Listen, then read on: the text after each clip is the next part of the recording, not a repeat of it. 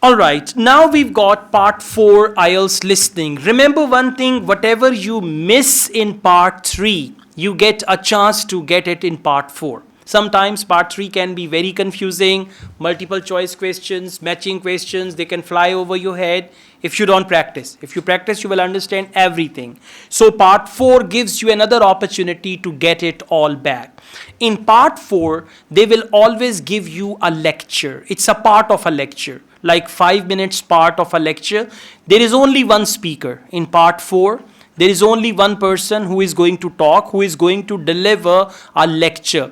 As it is one person talking, as it is a lecture, so sometimes audio can be very fluent. Now, fluent does not mean audio is going to be fast. Fluent means it's going to go on in a certain rhythm without any break. Another problem in part 4 is that they will give you almost 1 minute to read questions 31 to 40. In the middle, there is no extra time. And audio will start and go on. So the first important thing is to track the audio. If audio is on question number 31 and you are on question number 31, you will find the answer. And then you need to move on and on and on. I'll tell you all these things, okay? Now, for part 4, there is another important thing. We call it signpost language. Whenever lecture is delivered, the speakers speak like, first of all, moreover, additionally, for example, finally. So these words will tell you where the speakers have reached, and further I tell you more about it. Now, let's see the title. Impact of Digital Technology on Icelandic Language. Very simple. Impact of technology on Icelandic language. Now, if you don't know what is Icelandic language, don't worry, it's a language, right? Just impact of technology on Urdu, impact of technology on Hindi, Pashto, Bengali, Nepali, and all that. Simple, okay? Then they've mentioned there are 4 parts of it. You can see there are 4 headings. Part 1 is Icelandic language. Has approximately dash speakers. Very, very simple. Answer is number of speakers. And obviously this number can be 500, 5,000, 5 million. So you should be familiar with the numbers and you should be able to write numbers. For example, if you have got to write 10,000, right? And if you write TEN 10, THOUSAND 1000, they are 2 words. They are 2 words. So if you write 10,000, it is 1 number. So it's better to write numbers in digits than words. So let's see how many. For approximately, they can use the word about, around, almost, more or less, and then there's a number. So let's see. Part 4. You will hear a lecturer on a languages course talking about the impact of digital technology on Icelandic, the native language of Iceland. Right, everyone, let's make a start. Over the past few sessions, we've been considering the reasons why some world languages are in decline. And today I'm going to introduce another factor that affects languages and the speakers of those languages, and that's technology, and in particular, digital technology. In order to illustrate its effect, I'm going to focus on the Icelandic language, which is spoken by around 321,000 people, most of whom live in Iceland, an island in the North Atlantic Ocean. Which is spoken by around 321,000 people. So how will you write 321,000? 321,000 means 3,21,000. 321,000. So the best approach is 321 and 000. Otherwise, you can write 321 and 1000. THOUSAND. That is also correct. Okay, but try to write numbers in digits. So 321,000. Okay, but don't write THREEHUNDRED and that's going to be wrong answer. Okay, all right. Has now listen, has, where does this word go to? Has what has No, Icelandic language. Got it? The first point is Icelandic language has approximately 321,000 speakers. Now they say again has a dash that is still growing. So it means Icelandic language has something that is still growing. You should be very, very clear. If you're not clear where the has is going to, you will never find the answer. So actually, Icelandic language has something that is still growing. For still growing, they can say they are adding new something to it. Right? So let's see. The problem for this language is not the number of speakers, even though this number is small, nor is it about losing words to other languages, such as English. In fact, the vocabulary of Icelandic is continually increasing, because when speakers need a new word for something, they tend to create one, rather than borrowing from another language. Alright, vocabulary is continually increasing. So still growing and continually increasing, answer is vocabulary. Now by chance if you write vocab, V-O-C-A-B, that is wrong.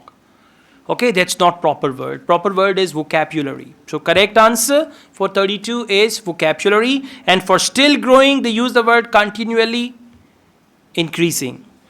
Okay, next bullet point is without a question. So when they give you 1 minute to read the question, don't read the bullet points which are without question.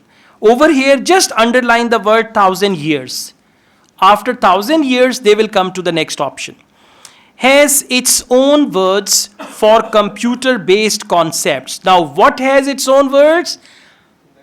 Icelandic language. Icelandic language has its own words for computer-based concept, such as web browser and dash. Now, web browser is a computer-based concept. So for example, such as web browser and website, web browser and something related to computer. Now it's going to be computer world. All this makes Icelandic quite a special language. It's changed very little in the past millennium, yet it can handle 21st century concepts related to the use of computers and digital technology. Take, for example, the word for web browser. This is vafri in Icelandic, which comes from the verb to wander. I can't think of a more appropriate term because that's exactly what you do mentally when you browse the internet. Then there's an Icelandic word for podcast, which is too hard to pronounce, and so on. Then there is an Icelandic word for podcast. And podcast, how many words? One word, P-O-D-C-A-S-T, podcast. Got it? For web browser, they told the word. And another word for podcast, which is hard to pronounce.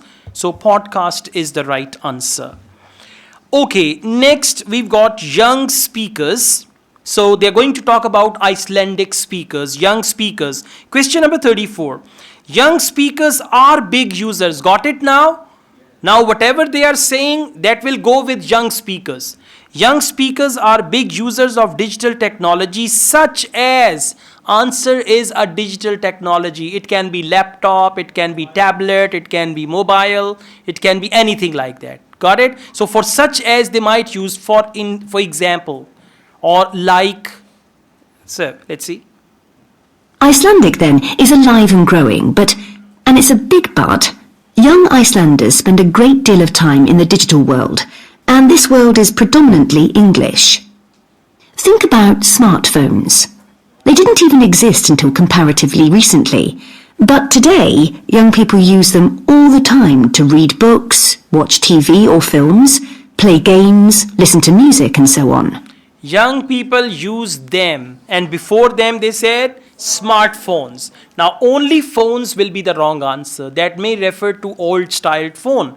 Correct answer is smartphone. Listen to it again. Icelandic then is alive and growing, and it's a big but, young Icelanders spend a great deal of time in the digital world, and this world is predominantly English.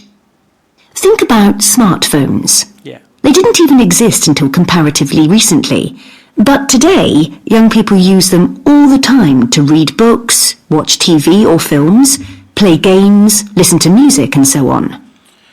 Alright, now question number 35. Young speakers are becoming dash very quickly. Now young speakers are becoming something very quickly. What is it that they are becoming? Obviously, this is a good thing in many respects because it promotes their bilingual skills.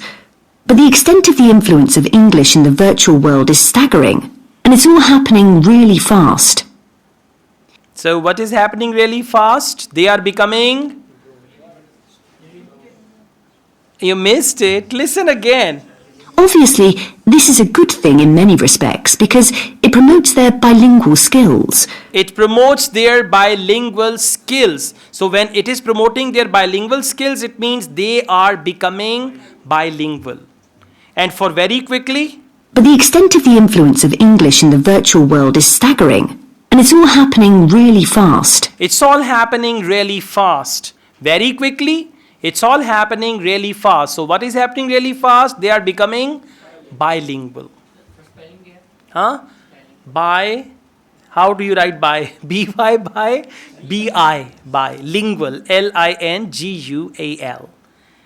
Yeah, bye. You write bilingual with B-Y by Satyanas. Okay? Correct answer wrong. Okay, question number 36. Young speakers are having discussions using only English while they are in the dash at school, part of a school, while they are in the classroom at school, while they are in the library at school, while they are, it means it's the part of a school. Okay, let's see. For their parents and grandparents, the change is less concerning because they already have their native speaker skills in Icelandic. But for young speakers, well, the outcome is a little troubling. For example, teachers have found that playground conversations in Icelandic secondary schools can be conducted entirely in English. Playground conversations can be conducted entirely in English.